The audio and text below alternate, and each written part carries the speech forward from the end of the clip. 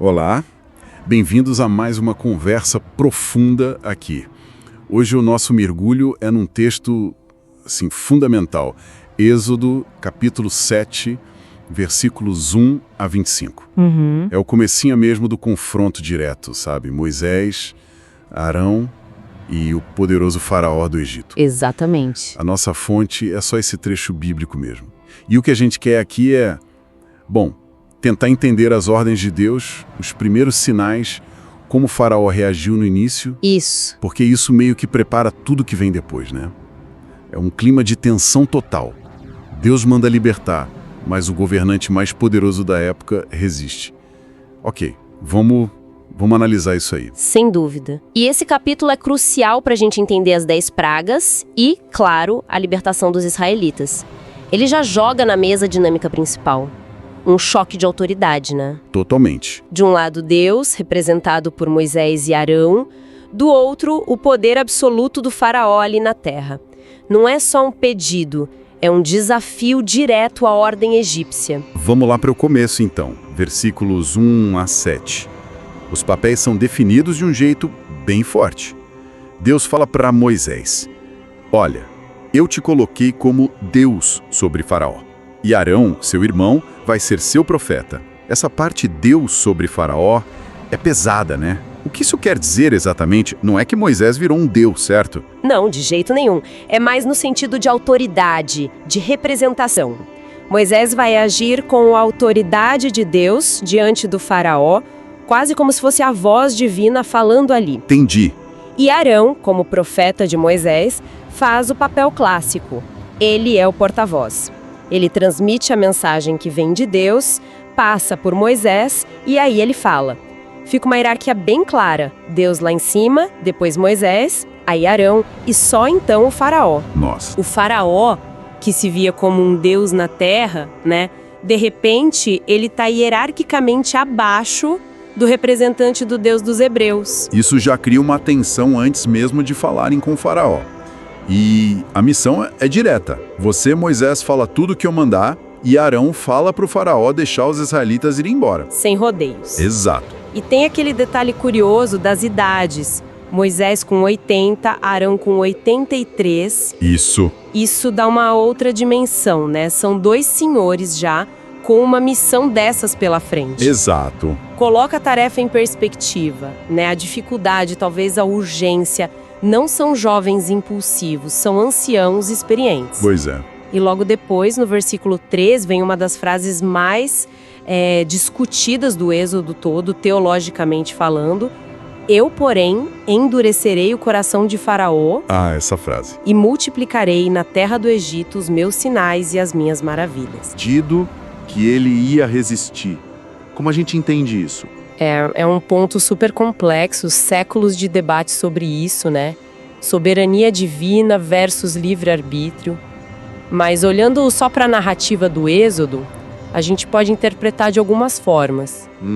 Pode ser que Deus reforçou uma teimosia que já estava lá no faraó, ou que Deus permitiu que essa teimosia fosse até as últimas consequências, ou até que a própria demonstração do poder de Deus, paradoxalmente, fez o faraó ficar ainda mais teimoso. Interessante.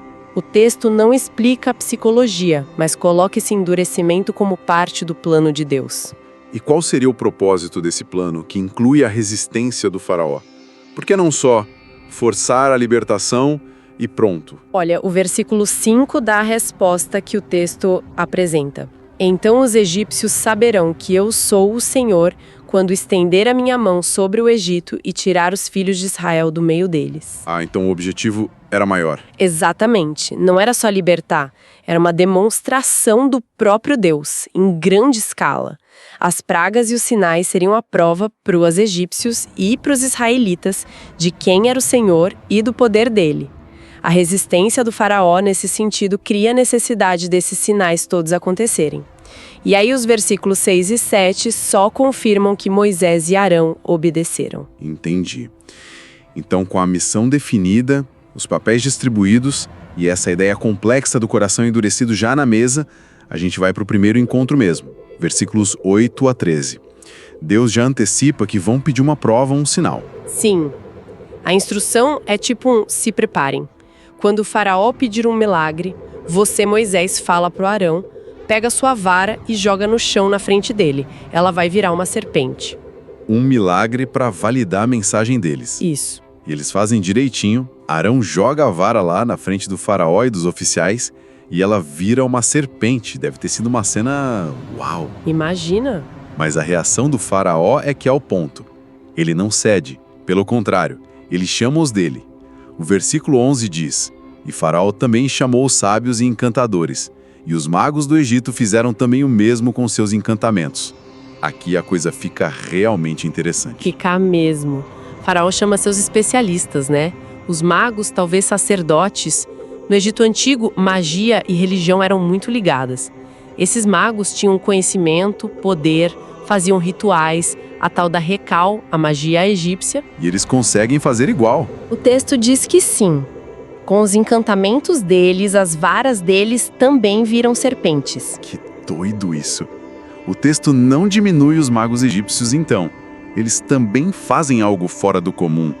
Será que foi por isso que Faraó não se convenceu? Tipo, vocês fazem mágica, os meus também fazem. É uma ótima leitura.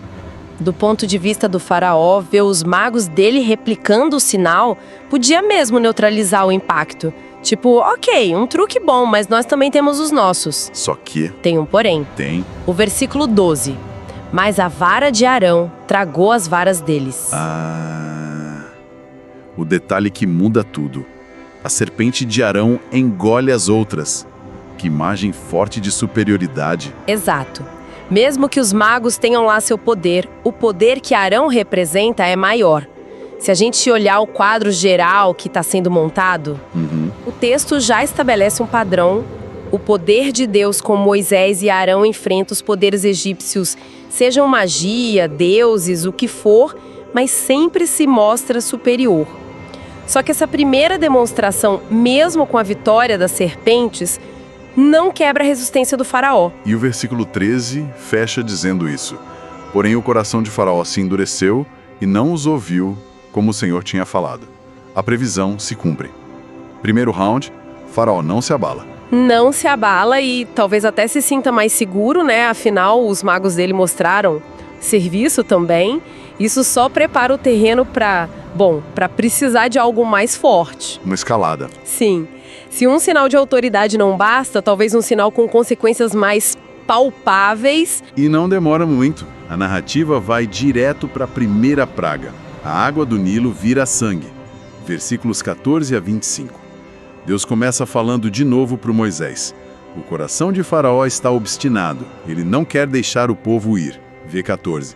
A teimosia continua. É a deixa para a próxima ação. A ordem para Moisés é encontrar Faraó de manhã, bem na margem do Nilo. Um lugar estratégico. O coração do Egito, né? Exato. E Moisés tem que levar a vara. Aquela vara que já tinha virado serpente, agora um símbolo claro do poder divino. E a mensagem é um misto de lembrete e ameaça. O Deus dos Hebreus mandou dizer: deixa meu povo ir. Você não obedeceu. Então, para você saber que eu sou o Senhor, eu vou bater com esta vara nas águas do rio e elas vão virar sangue. Direto ao ponto. O alvo é o Nilo. E atacar o Nilo era atacar a alma do Egito. O rio era tudo para eles. Água, irrigação, transporte. E era visto como divino, Hapi ou ligado a Osíris. Era a vida, a prosperidade. Então transformar em sangue... Não era só um desastre ambiental e econômico. Era um ataque teológico pesado. Uma demonstração de poder sobre os deuses deles, sobre a ordem que o próprio faraó deveria garantir. A descrição é muito forte. Arão, seguindo Moisés, levanta a vara e bate na água do Nilo, diante dos olhos de Faraó e diante dos olhos de seus servos. E na hora, todas as águas do rio se tornaram em sangue. E o texto faz questão de mostrar que foi geral, não só o rio. Os peixes, que eram comida importante, morrem todos. Imagina o cheiro. O texto fala, o rio começa a feder, a vida ali perto fica impossível, ninguém mais podia beber água do Nilo, e pior, Deus manda Arão estender a mão sobre toda a água do Egito, rios, canais, lagos. até a água guardada em casa, nos vasos de madeira como nos de pedra. Sangue em todo lugar. Que cenário terrível para os egípcios. Mas, de novo, os magos aparecem. Versículo 22. Porém, os magos do Egito também fizeram o mesmo com os seus encantamentos. Como assim? Eles também transformam água em sangue? O texto diz que sim, que eles conseguiram fazer o mesmo com os seus encantamentos. Não explica como, talvez numa escala menor, usando alguma substância, algum truque que eles conheciam para simular. O foco do texto não é explicar magia egípcia, mas mostrar o efeito disso no faraó. Para ele, essa imitação, mesmo que não fosse igualzinha, serviu de desculpa para não ceder. Isso é interessante sobre como a gente reage à evidência, né? Mesmo com uma calamidade nacional acontecendo, o fato dos magos dele conseguirem algo parecido parece ser o suficiente para ele se agarrar à teimosia. Exatamente. Parece que Faraó não está avaliando a situação de forma objetiva. Ele está buscando qualquer coisa que justifique a decisão dele de resistir. A habilidade dos magos, mesmo ilimitada, dá essa brecha para ele racionalizar e não encarar o tamanho do poder que está contra ele. E a reação dele no versículo 23 é a prova disso. E virou-se Faraó e foi para sua casa, nem ainda nisto pôs seu coração. Ele simplesmente ignora. É quase inacreditável, né? Considerando o que o povo dele estava passando. Ele vira as costas para o desastre e vai para casa como se não fosse nada demais. Enquanto isso, o povo sofre. O versículo 24 mostra a dureza da situação. E todos os egípcios cavaram poços, junto ao rio, para beberem água, porquanto não podiam beber da água do rio. Desespero total por água. Isso. Mostra que a praga atingiu todo mundo no dia a dia. Não foi algo abstrato. Afetou a necessidade mais básica, água. E ter que cavar poços mostra que a contaminação era séria e a água subterrânea ali perto, filtrada pela areia, talvez fosse a única saída. E para fechar essa parte, o versículo 25 marca o tempo. Assim se cumpriram 7 dias, depois que o Senhor ferir o rio. Uma semana inteira assim. Essa semana é importante. Mostra que não foi um evento rápido, uma ilusão. Foi uma situação pesada, duradoura. Deu tempo de sobra para o faraó pensar, repensar. A recusa dele, mesmo depois de uma semana com o Nilo sangrando e o povo cavando o poço, só reforça o quão obstinado ele estava. Ou o quão endurecido, como o texto diz. Ok, então resumindo este capítulo 7, a gente tem a missão de Deus bem clara, Moisés e Arão com seus papéis definidos. O primeiro confronto é o sinal da vara que vira serpente. Mostra um poder maior, mas os magos egípcios imitam e Faraó não cede. Certo. Aí a pressão aumenta muito com a primeira praga, o Nilo de sangue. Um golpe terrível para o Egito na prática e no simbólico. E de novo, os magos conseguem replicar de algum jeito e Faraó continua firme. Qual é o saldo então desse primeiro round de confrontos? O que fica claro aqui? Olha, o saldo é: primeiro, o poder de Deus agindo claramente e escalando de um sinal para uma praga nacional. Segundo, a confirmação de que existiam sim poderes ou conhecimentos no Egito, tais encantamentos, capazes de imitar os primeiros feitos, pelo menos em parte. Certo. Mas principalmente o que fica estabelecido é a teimosia, a inflexibilidade do faraó. O coração dele continua duro, seja por vontade própria, pela ação divina, ou os dois juntos. Ele ignora a prova, ignora o sofrimento do povo, se recusa a reconhecer essa autoridade maior, e isso cria um padrão meio preocupante para o que vem pela frente, né? Sinal ou praga, imitação dos magos, se der, recuso do faraó, um ciclo que vai precisar ser quebrado. Essa coisa da imitação pelos magos é muito curiosa mesmo. O texto mostra eles conseguindo replicar os dois primeiros feitos, a vara em serpente, a água em sangue, usando os encantamentos deles. Pensando só pela lógica da história, o que diferenciava um milagre de Deus de um encantamento poderoso, mas, sei lá, humano ou mágico? Se os dois produzem resultados fora do normal, qual é a diferença crucial, especialmente para alguém cético como o faraó? É uma pergunta excelente, que o próprio texto parece explorar aos poucos. No começo, para o faraó, a diferença podia parecer pequena, por isso ele não cedeu. Mas a narrativa vai mostrando algumas coisas. Primeiro, a fonte. Moisés e Arão falam em nome do Senhor Deus dos Hebreus. Os magos usam encantamentos, talvez ligados aos deuses egípcios ou técnicas deles. Segundo, a escala e o propósito. Os atos divinos parecem maiores, né? A praga do Nilo afetando toda a água e com um objetivo claro, libertar o povo, fazer o Senhor ser reconhecido. Terceiro, como a gente viu com a vara, tem uma hierarquia de poder. O divino supera o mágico. Eu acho que a história vai mostrar que essa diferença vai ficar cada vez mais óbvia. Os magos vão chegar num ponto que não conseguem mais imitar, vão ter que admitir o limite deles. Isso deixa a gente pensando. Se os 2 primeiros sinais, mesmo sendo espetaculares, puderam ser imitados, ou pelo menos Faraó achou que sim, o que seria preciso, dentro dessa narrativa, para quebrar essa resistência de vez?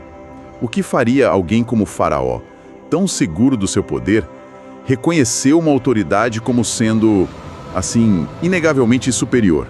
Algo que ele não pudesse mais explicar ou combater com os recursos dele. Exato. Fica aí a questão para a gente pensar, enquanto a gente espera os próximos capítulos dessa história tensa.